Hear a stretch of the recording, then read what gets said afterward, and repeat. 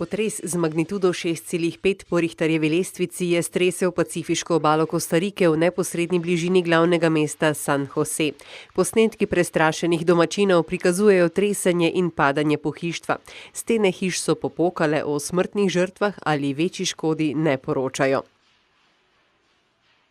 V zadnjem desetletju je zaradi nasilja v Mehiki umrlo več kot 100.000 ljudi.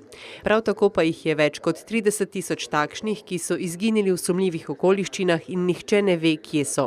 Zaradi izkazanega spoštovanja do teh ljudi, za katere nihče ne ve, kje so njihova trupla in ali so dejansko še živi, je mehiška nevladna organizacija Data Civica napovedala, da pripravlja nov register, ki ga bo razširila še s seznamom pogrešanih ljudi.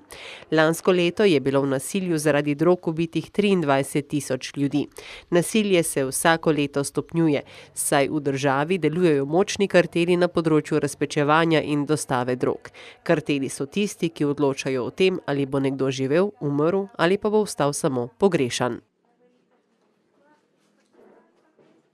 Več ljudi je bilo ubitih in ranjenih v napadu na mestni trg v sirskem mestu Atareb. Napad je bil izveden iz letala.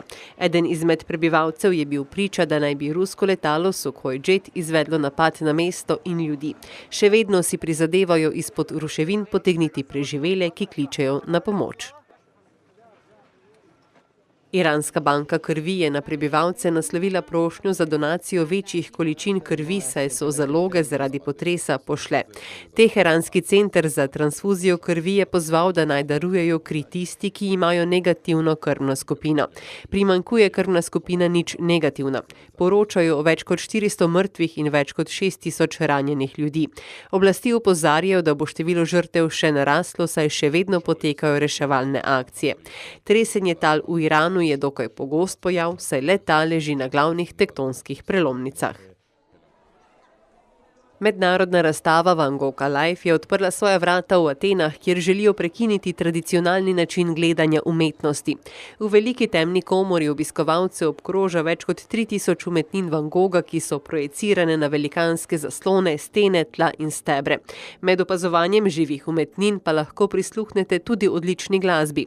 Organizatorji preprosto želijo na tak način umetnost približati širšemu krogu obiskovalcev. Priznati je treba, da je takšno gledanje na umetnine zelo zanimivo. Predmeti na slikah preprosto oživijo. Slika z naslovom Wheat Field with Crows ni več samo slika, ampak črne vrane zaradi projekcije slike nenadoma letijo. Organizatorji tako želijo, da obiskovalci med gledanjem dejansko začutijo tudi umetnine, da se jih spomnijo in jim ostanejo v glavi in srcu.